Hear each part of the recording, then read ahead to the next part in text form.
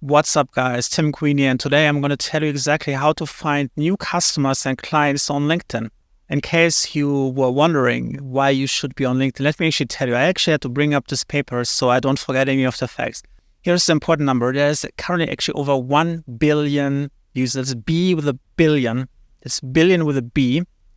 And there are over 72 million companies represented from all around the world on LinkedIn. It's the biggest B2B network on the planet, and it's basically the most important place to connect with anyone. If you want to do business with, you want to find a job, it's the best place to be on the internet today. What a lot of people don't know about LinkedIn is it's actually a completely different platform than it used to be years ago. Like years ago, it used to be like the CV platform where people would upload like their work experience section or their education history. But now it's also actually one of the biggest or the biggest B2B content platform where people establish themselves as a thought leader. And we're going to use that feature a lot today. This is one of the best key features that you can use to actually find your ideal clients on LinkedIn without you actually having to do much work. It's a very powerful tool. So in today's video, I'm going to walk you through a step-by-step system that you can use in order for you to attract your ideal clients or customers on LinkedIn. The first thing that you want to do is you want to get a really good profile picture. It's really important. A lot of people don't take this very seriously. They might take a selfie and like take a picture of themselves.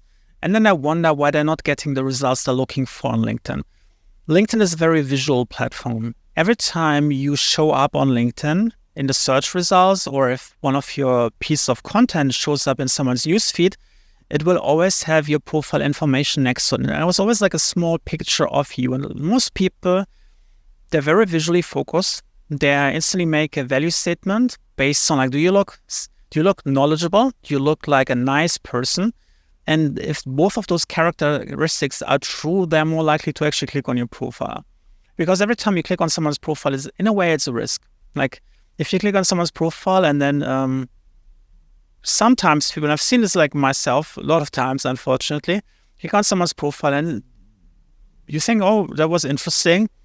Never mind, not the right profile for me. And then like a day later, you're getting like an aggressive email or in-mail or direct message on LinkedIn where someone's like, why did you check out my profile?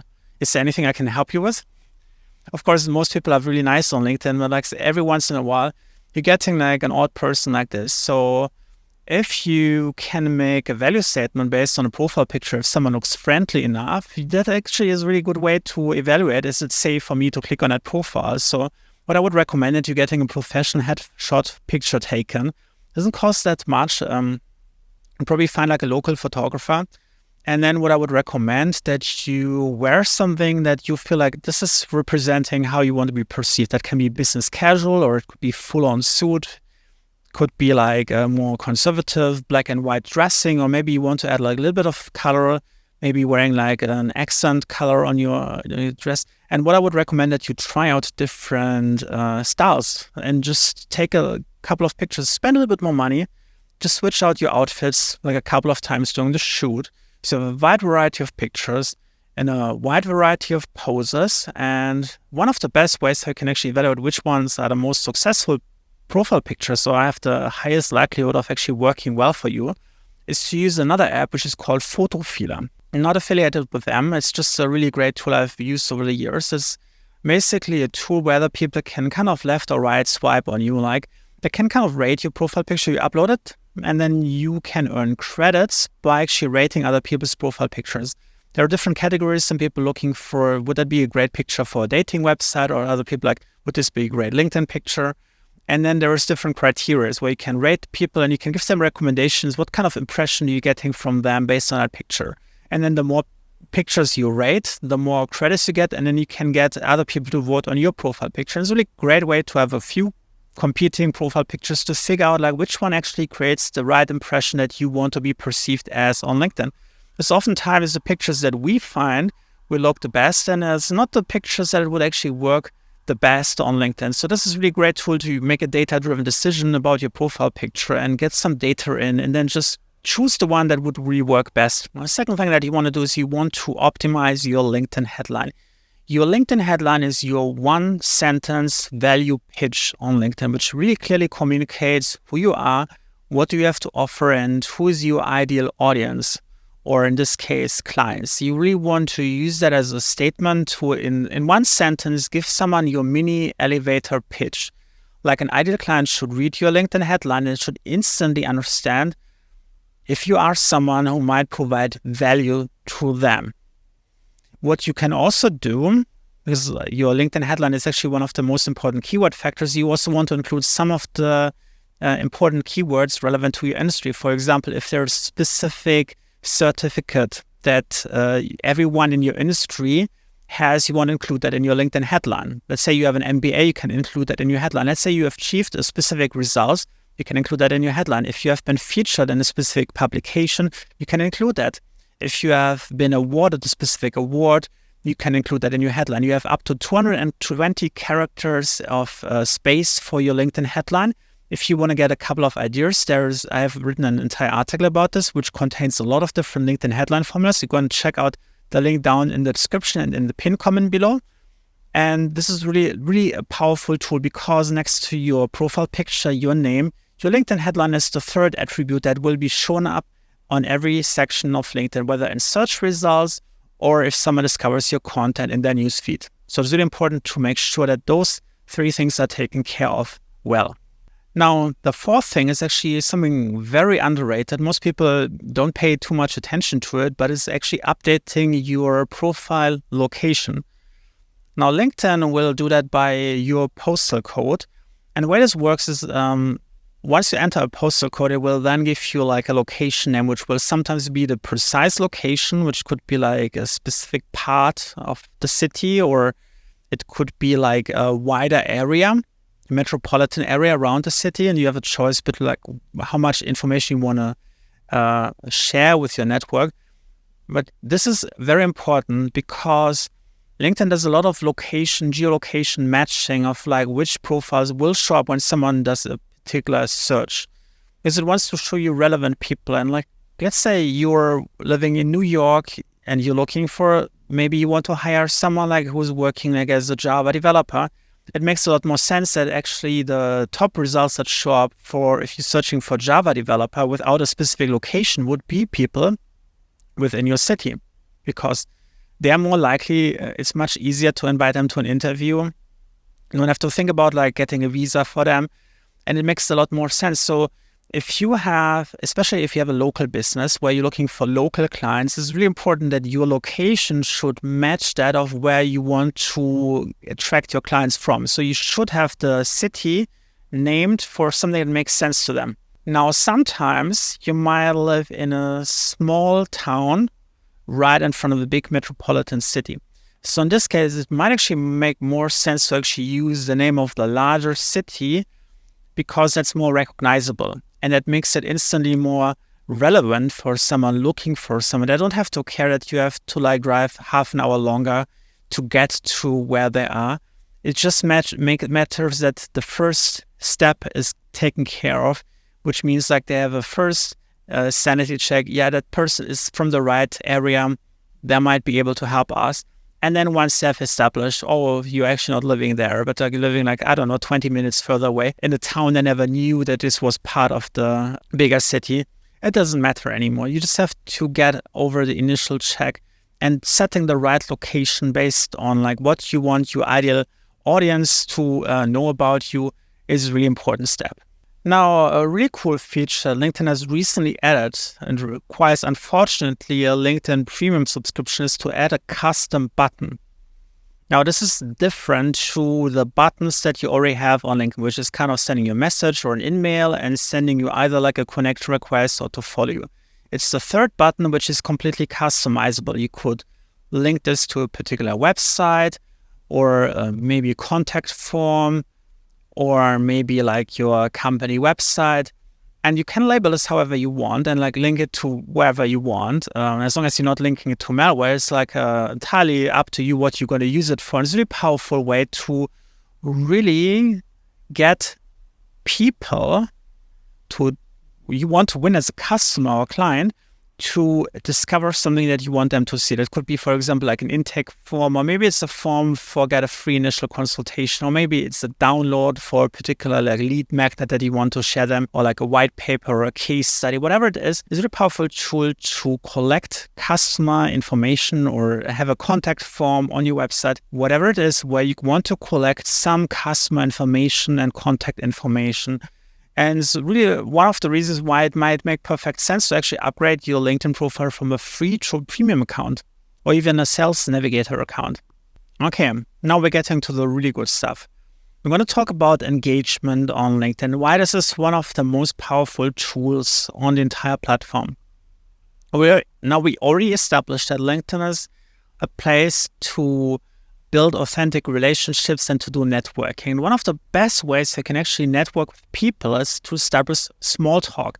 And the LinkedIn equivalent to small talk, let's imagine like you're going on a party and there's a lot of people you don't know. You might just join a group, you overhear someone like talking about a specific keyword, and then you might just decide, hey, I have something cool to say. You join in, you say like a few sentences. Some people like might reply to you. And then over time, you realize, wow, there's going to be like a one-to-one conversation over here and another one-to-one conversation over there. This is essentially what we want to do. And the way you can do that and by the same time connect with ideal customers and clients is by actually looking for content in your newsfeed. And here's how this works. You find an interesting post by someone who would be an ideal customer and you leave a long and meaningful comment. If you spend time to write something long and meaningful, don't use AI, use your own words, and write something that really contributes value, that praises maybe the author, shares some additional value.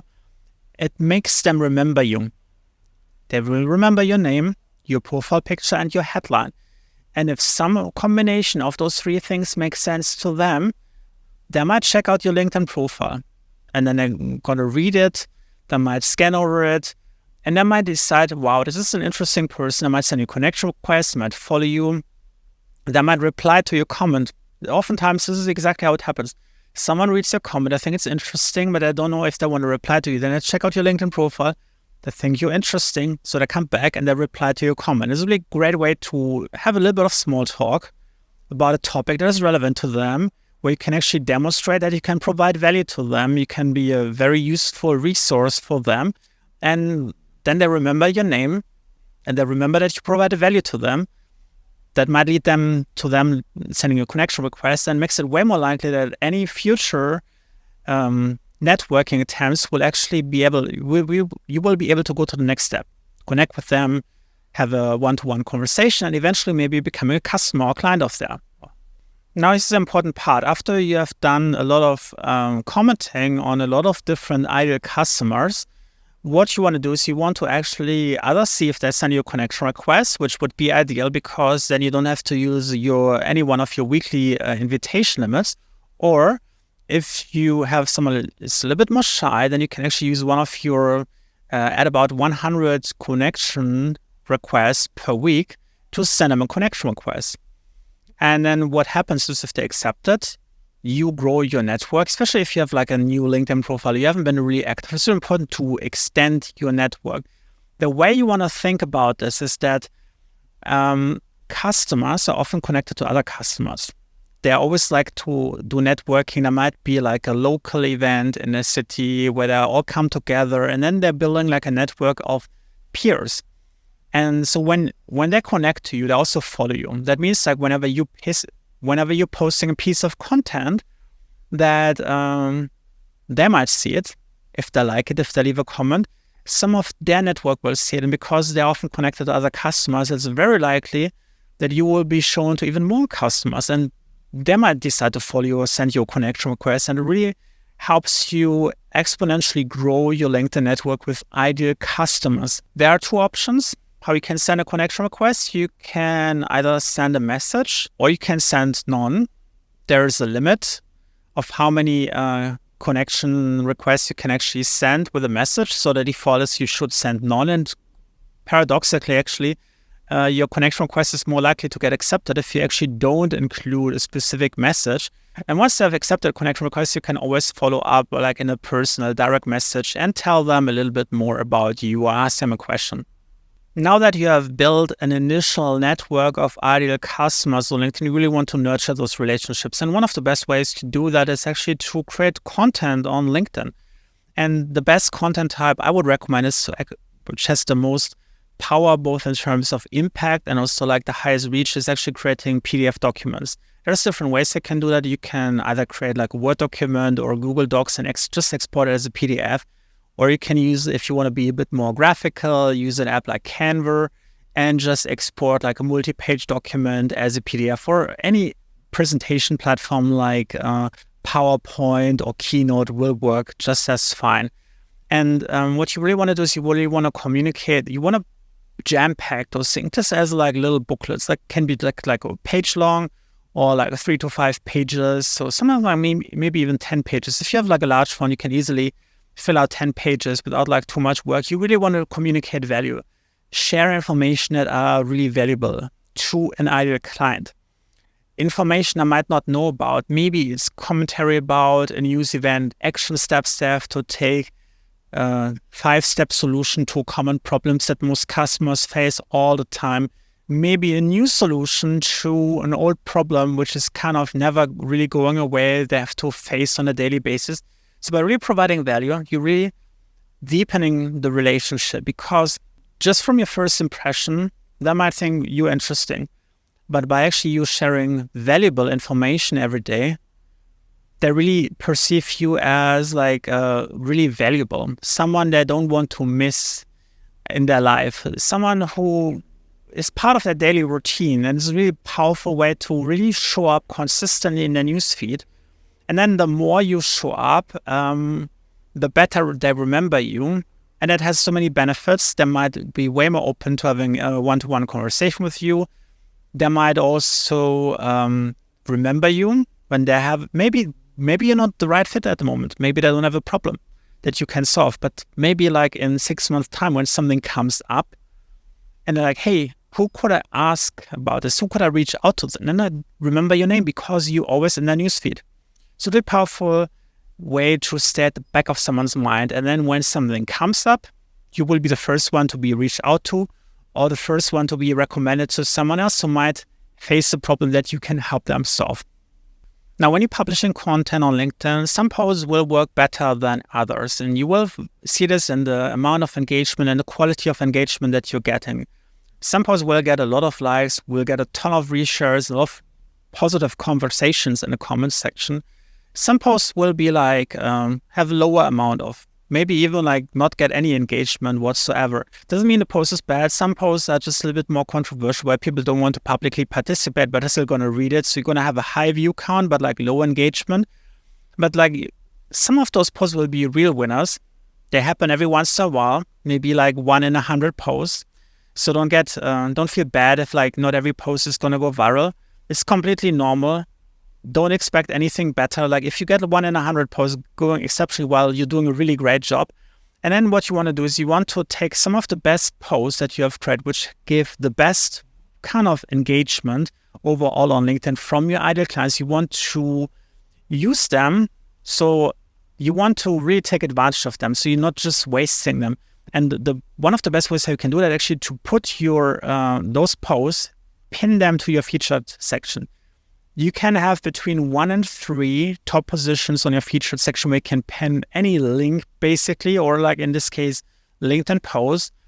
And when someone visits your LinkedIn profile, the featured section will be prominently featured at the top. And it will, if you have like a really good headline that makes perfect sense, or like a really strong visual, if you're uploading some PDF, makes it very likely that someone might click on them and like learn more about them. And because you already have the social proof, you know they're working really well. You had a lot of engagement from ideal customers. It makes it very likely that future people who also fit the criteria of an ideal client will respond favorably to that. It's a really cool and creative relationship building tool. They see your post got high engagement. They also see the value by just looking at your content, which makes it way more likely that they will actually actively send you connection requests or follow you. It's a really kind of like self-fulfilling prophecy. The longer you are active on LinkedIn, the more content you're creating, the more of those kind of posts you'll be able to pin to your featured section. And then you have all of the social proof and this value that people can instantly see, and it becomes easier and easier for people wanting to connect with you and to follow you. Now that you have created a lot of content, it's really time to bring in some people.